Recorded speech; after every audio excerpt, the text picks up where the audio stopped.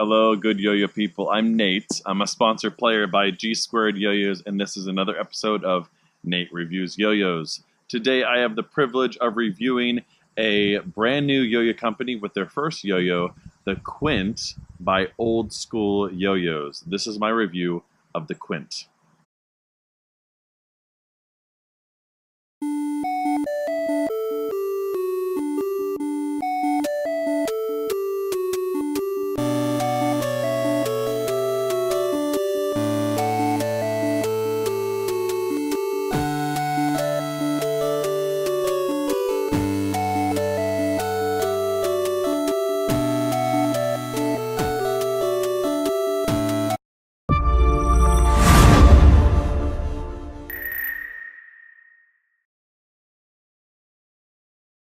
All right, as usual, this is the in the hand section. What does it actually feel like in the hand before I throw it? And you'll see all the throwing part on the string section. If you are new to my reviews, you will find the specs for this yo-yo in the description box. And while you're there, go ahead and check out my information, where to find me on the internet, on Instagram and things like that. That's what I use mostly. You can also find information about my sponsor, Squared YoYos, and information about Old School Yo-Yos. All right, what does it feel like in the hand?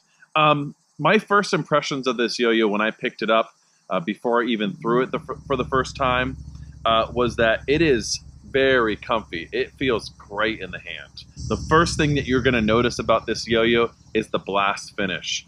This is just super smooth. Just really going to make a really nice grind finish.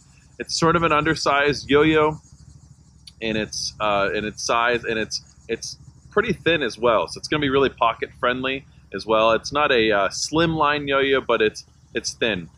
It is a high-walled yo-yo, though. So Old School Yo-Yos, that's kind of their thing, right? This is their first yo-yo, so this is their debut, trying to kind of hit it out of the park, and use a lot of those old school designs that many of them were high-walled, and so this is like that.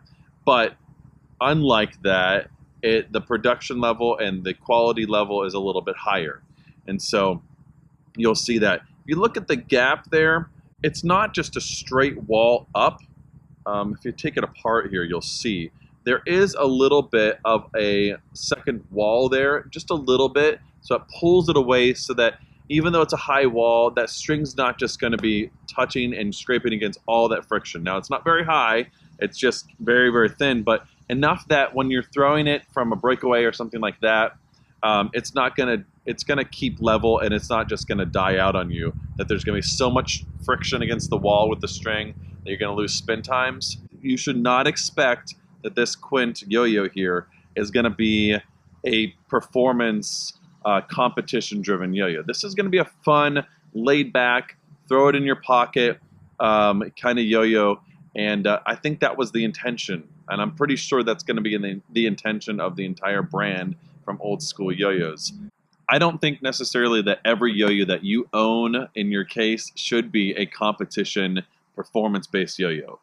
You got to remember that this is a toy. So yo-yos like this that are coming out, you see a lot of yo-yo trends right now that are kind of that old school, retro sort of feel to them. And this whole company, that's their whole thing. Obviously, they branded that from even the name Old School Yo-Yos, but with a modern performance twist. You do have a pretty decent IRG in this as well. It's not like scooped in, but you're going to certainly be able to get your thumb in there. On the Instagram, I follow them. On Instagram, I follow Old School Yo-Yos, and I noticed that on the prototype, one of the things that they changed was that the edge was really sharp on the prototype. I don't know, really sharp, but I didn't get to play it. But that was one of the things they fixed. They smoothed that out, so it is really comfortable in the hand. You're not really on a catch, even though it's fairly narrow. You're not really going to feel that at all. It's really super comfortable in the hand. Just going to be a really fun yo-yo to pick up. All right, let's go see how it plays on the string. All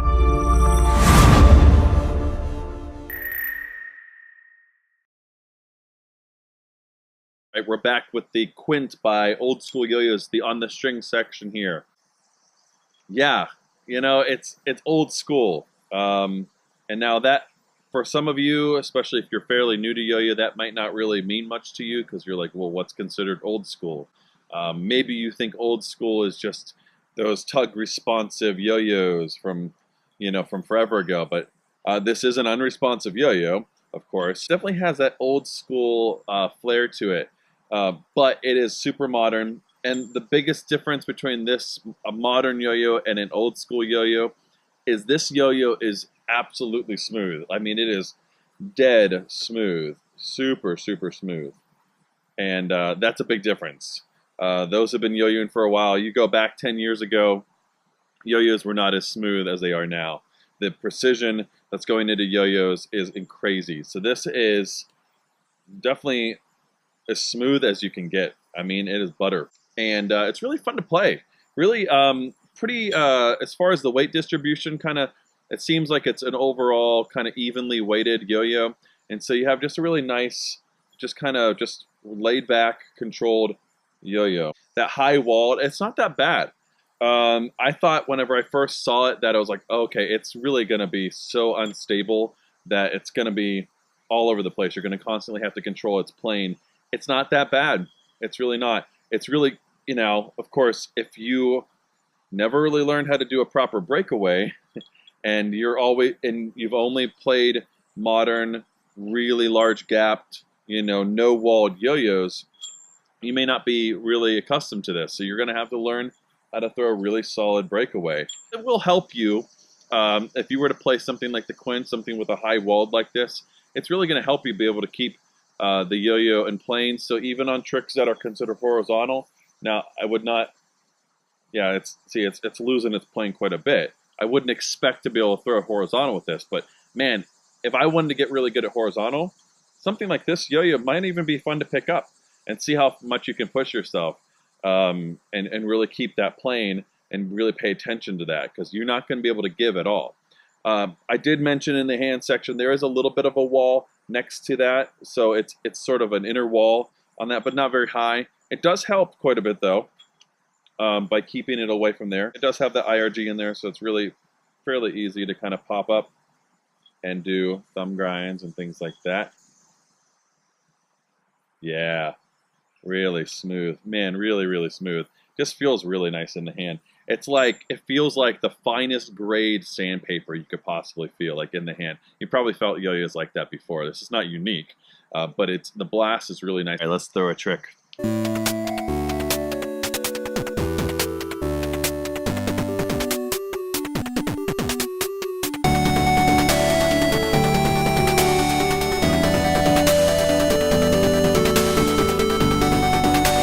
The more I play with this yo-yo, the more I'm kind of feeling it's just really nimble, really nice, and just kind of reminds me a little bit. The shape of it's certainly different, but the feel on the string is a little bit like the Hawk, a little bit like that, where it's really light, but it also has quite a decent spin time. So my final opinion on the Quint by Old School Yo-Yos, I think Old School Yo-Yos has really kind of established exactly what they want to establish.